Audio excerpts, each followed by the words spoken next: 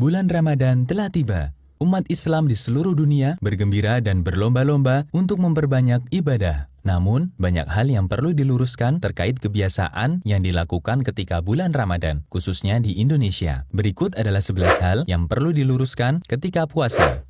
Hal pertama, padusan.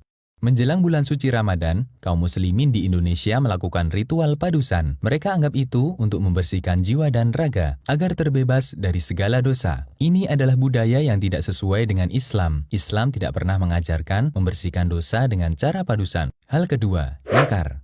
Ziarah kubur termasuk amal mulia dalam Islam, karena ziarah kubur bisa mengingatkan orang akan kematian. Islam memberikan kelonggaran untuk melakukan ziarah kubur di waktu kapanpun. Karena itu, kita tidak boleh membatasinya hanya ketika menjelang Ramadan. Hal ketiga, membangunkan sahur. Banyak daerah memiliki cara berbeda untuk menunjukkan waktu sahur. Ada yang memukul tiang listrik, kentongan, teriak-teriak sambil membawa rebana, dan lain-lain. Padahal Islam telah memiliki cara sendiri untuk menunjukkan waktu sahur, yaitu azan awal sebelum subuh. Lebih baik kita melakukan sunnah daripada melakukan tindakan yang mengganggu istirahat masyarakat. Hal keempat, waktu imsak. Sebagian kaum muslimin beranggapan bahwa batas waktu makan dan minum adalah imsak, yang benar justru sebaliknya. 10 menit sebelum subuh adalah waktu terbaik untuk makan sahur. Amr bin Maimun menceritakan, dahulu para sahabat Nabi Muhammad SAW adalah orang-orang yang paling segera berbuka dan paling telat sahur. Hadis riwayat Baihaqi.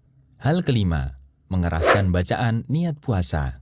Sobatku, niat letaknya di hati, bukan di lisan. Karena inti niat adalah keinginan untuk melakukan suatu amal. Jika seseorang sudah ada keinginan, berarti dia sudah berniat. Rasulullah SAW tidak pernah mencontohkannya.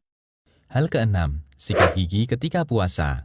Sikat gigi ketika puasa hukumnya dibolehkan. Hanya saja perlu waspada ketika menggunakan pasta gigi. Jangan sampai ada bagian yang tertelan. Nabi SAW menganjurkan untuk menjaga kebersihan mulut, mendekatkan ridha Allah. Siwak itu membersihkan mulut, mendekatkan pada ridha Allah. Hadis riwayat Ahmad dan disahihkan Syu'aib al-Arnaud. Hal ketujuh, muntah ketika puasa. Sobatku, muntah tanpa disengaja tidak membatalkan puasa.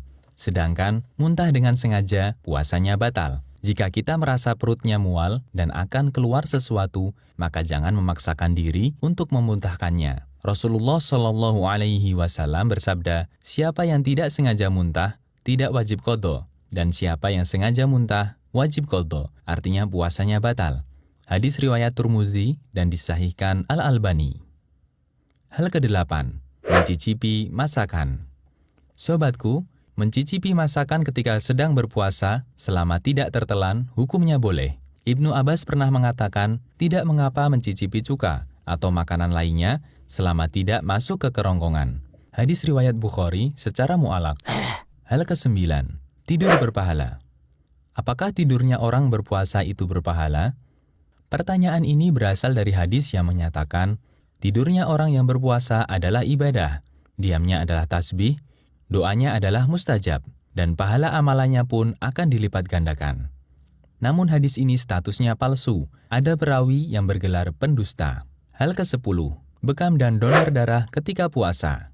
Mengeluarkan darah tidak membatalkan puasa. Dalilnya, Nabi SAW memberi keringanan untuk bekam ketika puasa. Hanya saja, jika ini dikhawatirkan menyebabkan lemas, maka tidak dibolehkan.